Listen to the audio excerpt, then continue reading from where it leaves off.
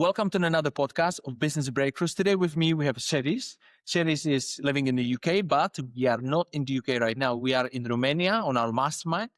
And the question I have, Cerise, before we'll get to what you do, why have you decided to fly to Romania, spend 5 days with a bunch of different business entrepreneurs from all over the world? Actually, we are from 7 different countries. Why have you decided to come? How is that benefiting you? Can you tell us a bit more about that? Because I do run events and also I'm in charge of networking events, and I have people in Edinburgh and they live 15 minutes from the event. It's a 3 hour networking event. I keep inviting them every month and they're like, always have something to do. Yeah. So there is not many people who travel for 5 days to a different country. So why did you do that? So first of all, there's the second largest spa in Europe. That was enticing. But yeah, obviously from the business perspective, I met you first in Slovakia when I went to the mastermind there.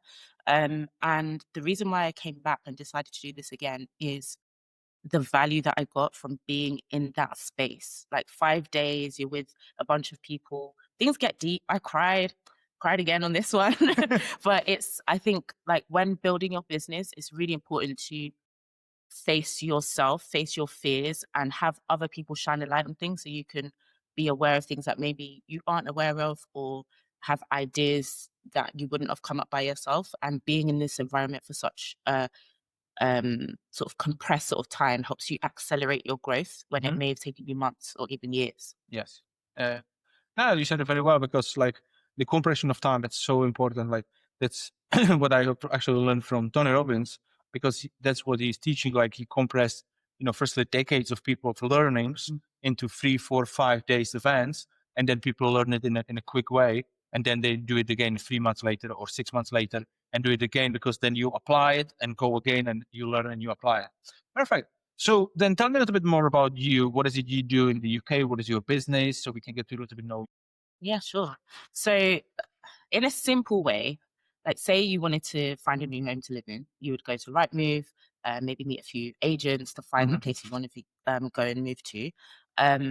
Companies need that too. So they need residential homes to operate their businesses. It could be a care provider housing vulnerable people in a home space. It could be someone operating an Airbnb, short let type business. Could even be like councils who need temporary accommodation for people in the community. So I go out, find those properties through landlords, agents who are open to working with those companies, and do all the legwork for them so they don't need to. And yeah, at the end of it, depending on the arrangement, either the company will pay me a fee for doing that, or the landlord will pay me a fee for connecting them together. Okay, very good. And then why have you decided to do this kind of a business? Like, what did you do before? And then have you had a business before? Have you been working? And then if you've been working, how did you do the transition? Because a lot of people are in the job, and then they want to start something new, but they are afraid, or they have a business, they want to start a different one and not do this one, but they're afraid. So how did you go about the transition, and when did you start? And Yeah, so that's a really good question. Like, fear is such a massive thing that can hold you back. And I've always aspired to like doing business, being an entrepreneur, but coming from a corporate career, I started in the technology space. I've got a mathematics degree, and that's sort of where I built my career in financial technology. But I had an itch to do something more. I just couldn't see myself working until I was 85, doing something that I didn't really enjoy. So from about, I would say 2020 is when things began. Just before the pandemic, went to part-time hours. So I started working 4 days a week. Then having that spare time, I was just experimenting, trying different things. I've done health coaching, really like into fitness, and I was a vegan one, so it was around that. I've tried like print on demand. I've got a children's book on Kindle as well. So I've tried like a lot of different things. But because I have like quite a like creative aspect to me, but also very like logical, like that's my mathematics brain. And I wasn't quite finding what fed both sides of it. And now through property, which I've been doing for the past year and a half or so, I've been able to get that connection with people, be creative in how I do things. And, every day is different, which is what I really love. Yeah. So do you like that it's a people business, that you are meeting with people constantly, and so this is a bunch of people in here on the mastermind? Like, do you enjoy? Yeah, no, definitely. I really love that. You get to meet like all different walks of life, whether it's people that I'll potentially collaborate with in business, whether it's like speaking to landlords and seeing that they have a challenge that I can help them sort of overcome. I'm definitely a real problem solver, so this business gives me that canvas to sort of do that. So yeah. And so how did you learn to do this kind of a business? Like, you are connecting the people who wants, they need that business, the place for their business, like you mentioned, either for social housing, holiday, like whatever the business they are doing. So you are finding those deals for them, doing the legwork. So how did you learn about it? Like, did you read a book and then like, I'll go and do it? And like, what did you do? So because people wants to start, like, and then, they make a mistake. For example, I read a book or other books, and then I'm like, okay, let me just go to this one seminar. I learned something. There was some basics. I'm like, okay, I think I know what I'm doing. And then I went and I made mistakes and I lost money, right? Because I actually didn't educate myself properly in that space, but I did it anyway. So what did you do? Okay. So I think that's like a really good point. So I'll come back to something that you said later. But where did I start and who did I train with? I have trained with quite a lot of people. And at first I felt like, why is it taking me so long to get this right? So I've been in this just over a year and a half. I would say it took me just over a year to actually get my first real like success. But what I found is through the different people I trained with, I got different things. So Vincent Wong is someone that I've trained with. He's really big in the space of like lease options, below market value purchases, that sort of thing. So that gave me my foundation in like purchasing, and also a lot in like negotiations and how to interact with people who need help with finding a solution with their home. I've also trained with Samuel Leeds a bit. I love the community. There's so many people in there. I've been able to make a lot of great connections in that space. Kieran Connolly is another one. And I want to highlight what I learned with him specifically because it's similar to environments what we have now.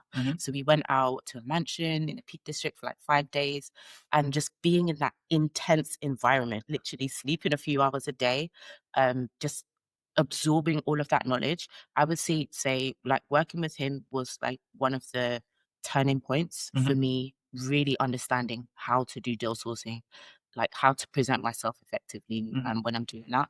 And then finally, there are a lot. JL Spooner. So she is like one of the first students of Samuel Leeds as well. She's like me. She's a Black woman. She has a young son, like just a little bit older than mine. And I think a lot of people don't realize when you're getting into business, it's not just about knowing what to do in the processes.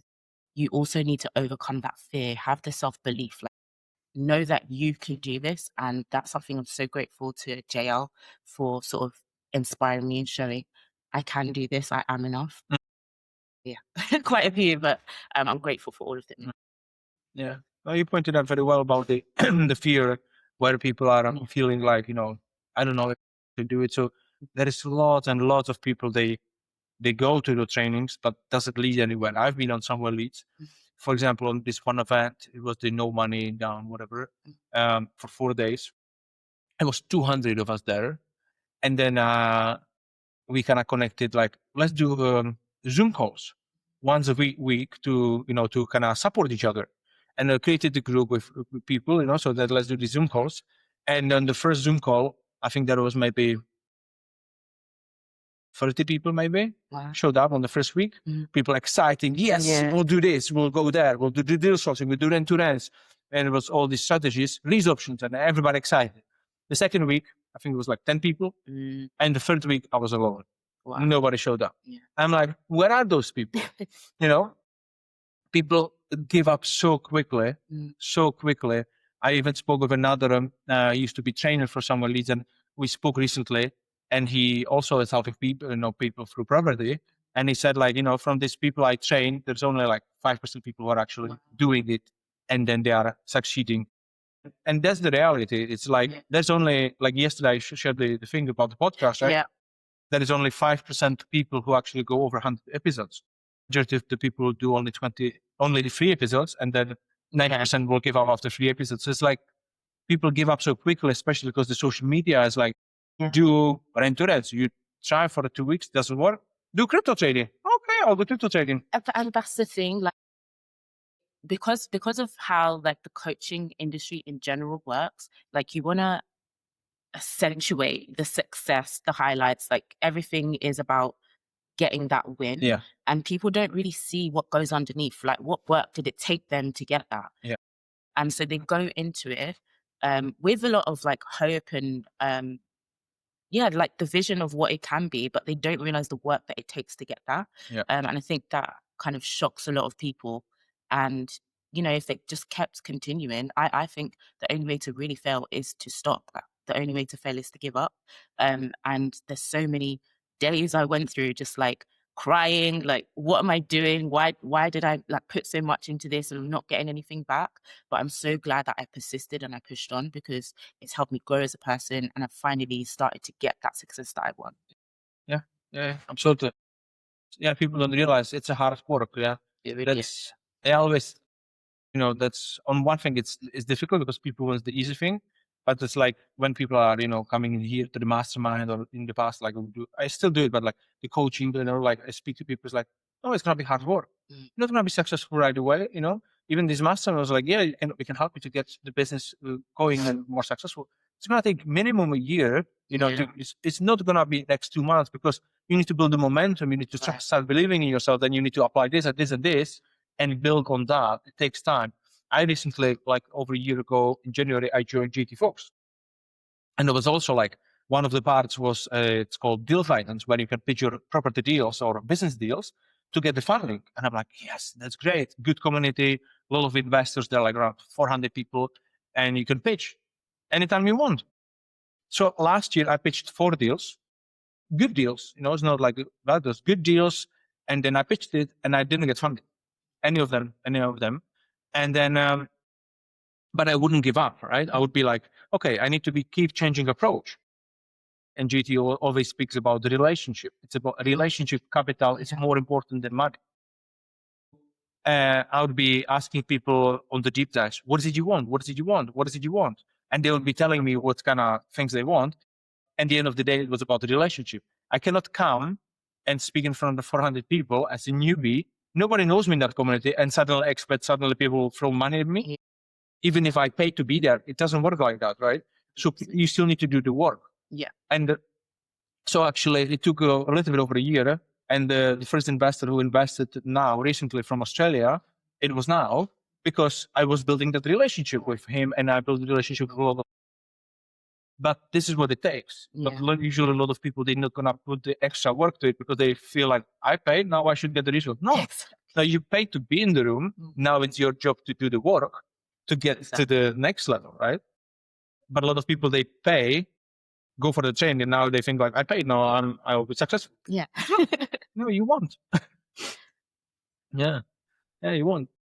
So, okay, so this you've done, seems like a lot of different trainings with a lot of different people. And I like you mentioned them all, because the thing is, we learn from every person.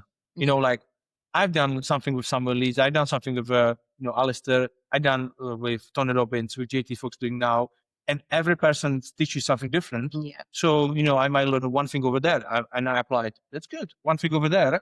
But sometimes people look at the whole thing and then they're like, yeah, not really for me. But it's like, just apply one thing. Right, exactly. And I think that's something that I've definitely got. Like, I'm not someone who naturally just follows every single step. I do like to remix things, and maybe that's why it took me a little bit longer. But everyone's different, and even if someone's way works for them, it doesn't mean it's the only way. And you need to package things in a way that aligns with you. Because you can show me, look, this is what I did, A, B, C, D, but it doesn't mean that C feels right for me. So what I've loved about training with these different people is that I've got different things from each space, and made something now which I feel is like more of my own. And the other benefit is like the people I've been able to connect with and meet with. I think in this space like of like sourcing like property deals, it doesn't have like the best rep, Mhm. I would say. And that's probably because there are a lot of naive people just going out there and not really taking on board how much of a responsibility it is. Like that's someone's home, someone's got a mortgage to pay. There's like a massive responsibility. Yeah. And that's something I try to bring in how I operate. Like Mm. I want to be trustworthy and someone that Yeah. you can rely upon for Mhm. bringing you the right opportunity. Okay. Yeah, it's important. It's not easy. I have a tenant now in one property. It's not a holiday let. This one is the only one I have for the single let. And 2 months I didn't receive the rent. Oh, yeah. And guess what? I have to pay the mortgage. Mhm. And then they feel like I think like they are like you know sometimes the tenants they feel like they don't need to pay because they have some rights. Then they it's gonna take time to I can kick them out, and it's gonna be like that. But and then they see like the landlord is someone who has money because invested in a property, Right. but they don't understand. There's like they don't understand that I have a family, I have three children, I have things to do, mortgage to pay, and all these things and expenses, the things I have to invest into that property. They don't see like that. Like the property, for example, that one. I think it's recently just recovered the investment or I put into it, and it's 4 years, right? Yeah. As a single let. So and then they don't see that a lot of tenants they're like they're landlords, they have money. Like no. Think a part of that is the kind of rhetoric on the media. It does present landlords as these, Yeah. big, like people who want to take all your money and greedy and that sort of image. But like my parents have been like landlords for as long as I can remember, so I've been like seeing things behind the scene. And some landlord, a lot of landlords, they maybe only have like one property, two Yeah. properties. They maybe accidentally became landlords because they inherited it. They're just everyday people like you and me. And yes, of course, there are people who intentionally invest, but everyone has a right to have a home. But I think it's also important to recognize a landlord is giving a service as well. Like having a Yeah. home over your head is so important. Yeah. And with all the sort of renters' rights acts coming in, just in not Mhm. too long now, a lot of landlords are actually looking for an alternative. Like Mhm. there's a lot of legislation that's going to come through, and not everyone wants to deal with that. So Yes. what we offer with a company coming in to occupy your property, they don't need to deal with that, and that's why we're finding a lot more landlords are becoming open to Yeah. the Yeah. arrangement. And this is why I also did it for 4.5 years. The holiday lets, especially for my side, not the HM not as much, but it's the company let, right? Because it's like if that tenant wouldn't be there, if company would want to be there, and they're like, hey, we'll run it. Yeah, I don't want the tenant. So once this tenant is gone, then we need to speak, and you need to look at that because I don't want to deal with it, and you need to tell me like, do I want to run it as a holiday let, or can we do social housing from that, or what HMO or something? So you tell me, and then if you're happy, you go in and you do it. awesome. Yeah, I just need to get rid of them. Yeah, and you know what? It's so interesting. Like in the run up to the like Renters' Rights Act coming out now, like there are I was been on a conversation with a landlord, just like I just want out. I want to sell. I just want to cover my costs. Like people are actually seeing a lot more like urgency. They Yeah. don't want to have to submit their um what is it the making tax digital stuff every 3 months. There's so many more things that you need to do now. Yeah. And those people who came into property when it wasn't as complicated are just Mhm. ready to exit. So now is like a massive opportunity for investors to begin sort of the new cohort come in and take the properties on in different ways and be creative with how we do it. Mhm. Mhm. Also, I have a question Mhm. because at this mastermind, we spoke about the branding the first day. So how do you see the branding? Like, how do you see it now after obviously what we discussed and things like that? Because for me, like before I started working with JT, I didn't know this is a thing. For me as a small business owner, branding, I always thought about these big companies, but I never thought it about myself. So how do you see it, and how it can benefit you as you're like a small business owner? So, like I've been mostly in my corporate career. Only recently, I've left that to go fit in on my business. And I think I hid a lot. Like I wanted to try and see, can I just do this all behind the scenes? Like no one needs to see my face. But then I realized actually, like, Smiling. but then I realized like people don't really buy into the business. They don't buy into the logo. They buy into you as a person. It is definitely a people business. And in terms of branding, I've recognized that I do need to show my face. I do need to be proud of what I have to offer and the service that I give. And there's so many things I've taken from this mastermind that I didn't really think about. But then when I look at people that I admire that are doing well, they are actually doing all those things. Yeah. So I need to like do those things myself as well. So yeah. There's a lot of people like when you know that they're doing it, but they're just not teaching it. Right. Exactly. Even like, for example, like Tony Robbins, right? I'm a big fan of him for years. And he does all of those things, but he doesn't actually teach it on any of his events. And yes, I didn't join the Platinum Partnership, but maybe he shares it there, on the more advanced thing. But no one else, even with the other people. And then we spoke about Samuel Leeds, And then firstly, JT Fox opened my eyes about this branding. And then I discovered JT Fox coached Samuel Leeds. It was his coach back then. Like when Samuel Leeds was starting, JT Fox taught him everything, how to do it. That's why Samuel Leeds is big on YouTube and going on people's house and do all this personal thing and branding, because he knows the game, because he taught him that. Right? So, and then when you look back on those people and you go like, they're doing it. But you don't know those things unless somebody tells you, teach you those things. So it was really eye-opening for me a year ago, and now I'm focusing on that a lot, and I see it opens up the conversations so much. Yeah, and that's the important thing about like having mentors, having coaches, learning from other people and investing in yourself. Like that has so much value. And no one can take that away from you. Once you know it, that's yours. Yeah.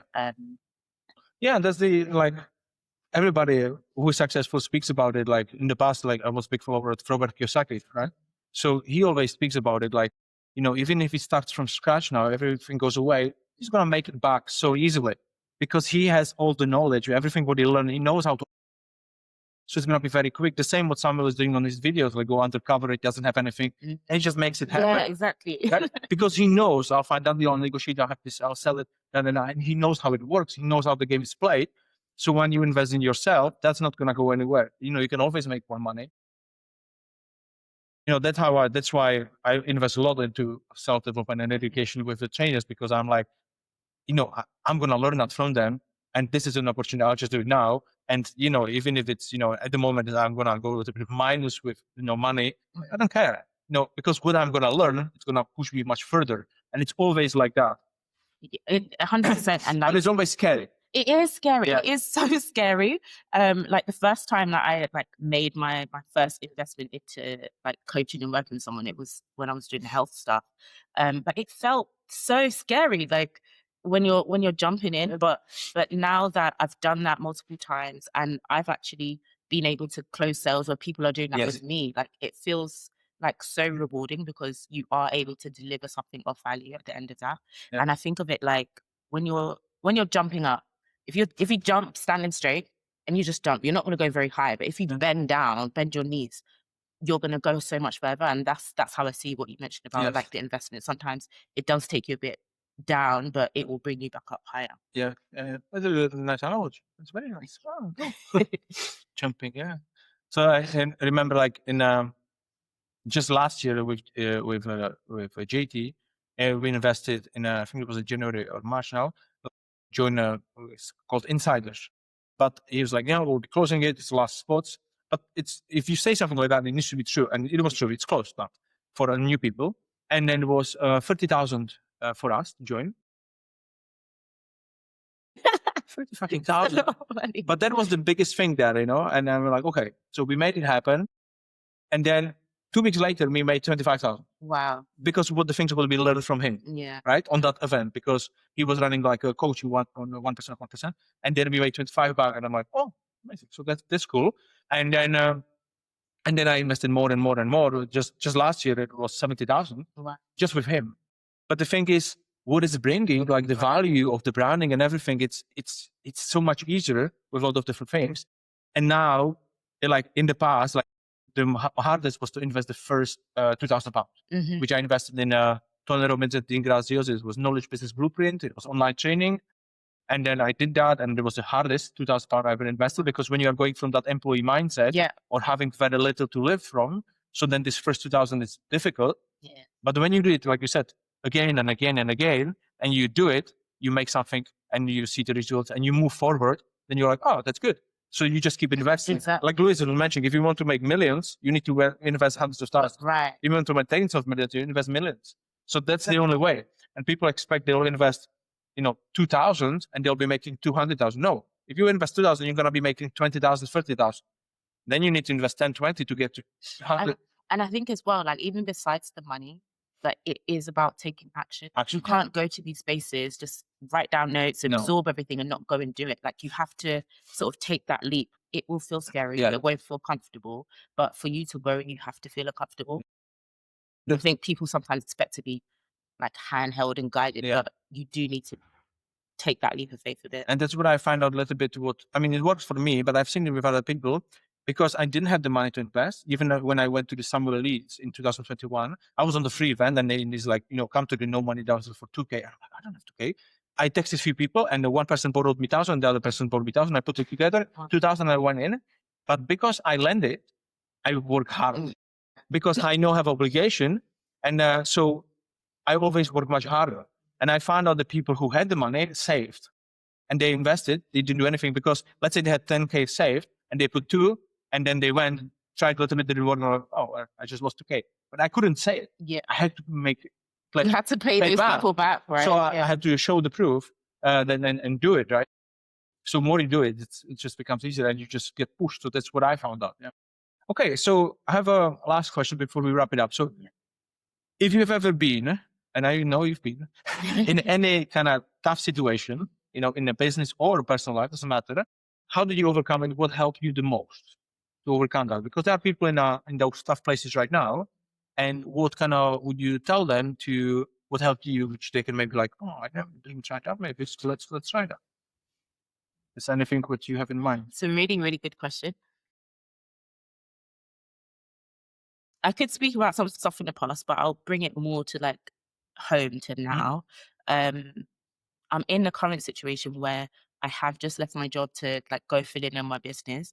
Unexpectedly, my partner did become made redundant. So it's like a lot sooner than we would have expected. And it feels like super scary for me right now. Yeah. But I think what has kept me strong and pursuing the path is being in spaces like this. Like, even though I can't see too far ahead of what things will look like, it's holding that belief and faith to keep continuing and surrounding yourself in the right environment so you don't go into that downward spiral. You're still just pushing yourself up, and who you're around like makes such a massive difference. So I would say that being around the right people. Yeah, I think it's the answer I'm getting, because I ask this to everybody at the end of all the time. I think that's coming the most often is the people around you, the peer group. So if you are in the right environment, because if you can let go, like you said, like you cried, like you can let go, and that the people will support you. And when you hear another people's challenges there and then, you're like, oh, actually, I'm not alone. It's normal, and it is normal. And when we realize that, like I really like on Tony Robbins on his event, I think it was on a Business Mastery. He's showing that I have it at home. So there is like a cycle of a business. Like when you start, like he's calling like it's born, like you are a newborn, then you are what's the next stage? Like a baby. Adolescent, like a baby, and then you are like a adolescent. Yeah, and then you are a teenager and an adult, and then you are like older, and then he's having like that kind of thing. I'll show you. I'll send you a photo of that, and then there is every stage, and it says like if you are in business in here, that means that you are doing all these things, but you don't have a cash flow. If you are here, you are doing still all these different things, you still don't have a cash flow. If you are here, you are starting to being steady. When you are an adult, you are suddenly, you know how to work the business, you have systems in place, and you have a cash flow. But there are very first stages, you don't have a cash flow. That's normal. People struggle. But the thing is, if people don't know it, they're being stressed. But now for me, knowing it, what's the cycle, I'm like, that's normal. Yeah. I'm in here, that's normal. So I just need to go here, and then it's going to become steady, and I'm going to be reaping up the fruit.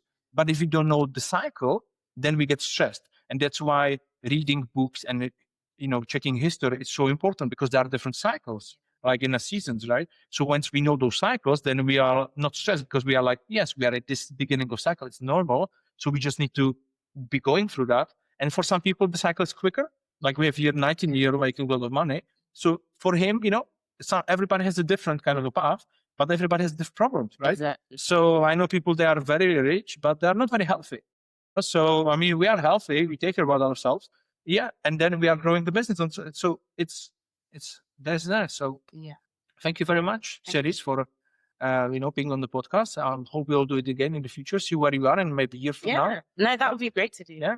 I like to do, the repeats after with people, because then you will also see like what people actually who do progress and who are those 5% of people. Yeah. I want to be the 5%. I am You are. myself.